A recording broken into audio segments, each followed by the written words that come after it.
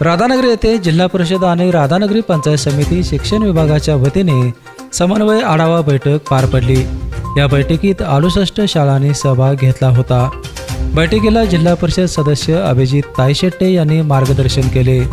स्वच्छतागृह, पाणीपुरवठा, digital learning यासारख्या मूलभूत सुविधा उपलब्ध करून देऊन शाळांचा सर्वांगीण विकास करणे ही लोकप्रतिनिधींची जबाबदारी असल्याचे त्यांनी सांगितले।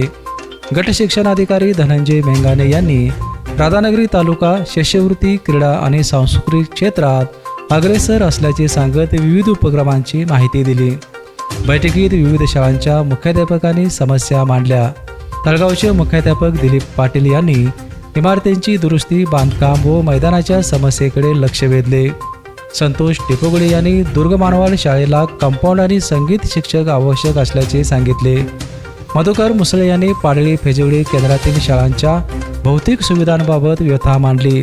तर सुनील गोरे यांनी सोन्याची शिरोली येथील शाळेसाठी स्वच्छतागृह, प्रयोगशाळा आणि ग्रंथालय वर्ग खोल्याची मागणी केली।